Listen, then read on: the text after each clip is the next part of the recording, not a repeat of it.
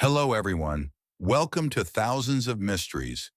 Today, we will explore one of the most mysterious disappearances in the United States, the case of Brandon Swanson in 2008. This is a bizarre story with many unanswered questions. A young man vanished in the night, a frantic phone call, and a large-scale search that left no trace. What really happened to Brandon Swanson? Let's find out right now. Brandon Swanson, born on January 30th, 1989, was a college student living in Marshall, Minnesota. He was an intelligent, sociable young man with no history of psychological instability or involvement in criminal activities. On the night of May 13th, 2008, Brandon attended a small gathering with friends to celebrate the end of the semester at Minnesota West Community and Technical College in Canby, about 48 kilometers from his home. After the party ended around midnight, Brandon drove home to his parents in Marshall. This should have been an uneventful trip, but Brandon encountered an unexpected problem. At around 1:30 a.m. on May 14th, Brandon called his parents, Brian and Annette Swanson, to inform them that he had gotten stuck after driving onto a gravel road and that his car could no longer move. He told them that he believed he was near the town of Lynn, about a 10-minute drive from Marshall. His parents immediately set out to pick him up. However, when they arrived at the location Brandon described, he was nowhere to be found. Over the next 47 minutes, Brandon remained on the phone with his father, continuously describing his surroundings. He mentioned that he had left his car and was walking along a road, trying to find the nearest town. Throughout the conversation, he expressed frustration that they couldn't locate him, but remained patient in guiding them. Suddenly, at 2 a.m., the call ended mysteriously. Just before the phone cut out, Brandon's father heard him exclaim, "Oh my God!"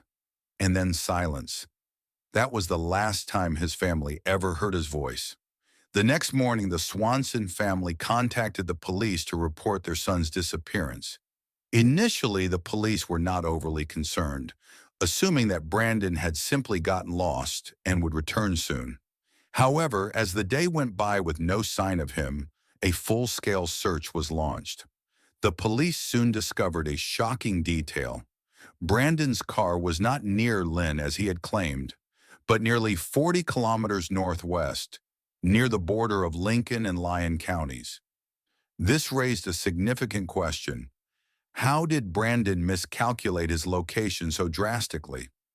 Search teams deployed search dogs, helicopters, and hundreds of volunteers to scour the area.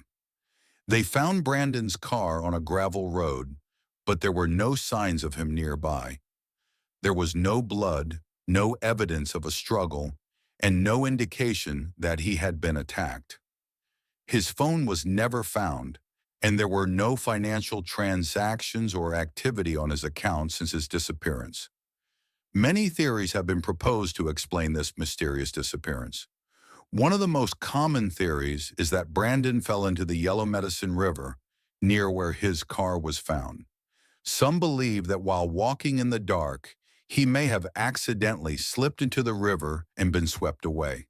However, multiple river searches have yielded no trace of him. Some suggest that Brandon may have encountered someone while walking and was attacked. Yet there is no evidence of an assailant or signs of a struggle near his car. Others question whether Brandon deliberately ran away, but there were no indications that he had any reason to do so. He was on summer break and had no major personal problems. Some theories even suggest supernatural causes, such as teleportation or being pulled into another dimension. While these remain purely speculative, the fact that Brandon vanished without a trace continues to fuel belief in eerie possibilities. More than 15 years have passed, yet Brandon Swanson's disappearance remains an unsolved mystery. His family continues to hold on to hope that one day they will uncover the truth. Every year, they organize events to remember him and appeal for information from anyone who might know something about the case. What do you think happened to Brandon Swanson on that fateful night? Leave a comment below and share your thoughts. If you found this video interesting, don't forget to like, share, and subscribe so you won't miss the next mysterious stories on Thousands of Mysteries.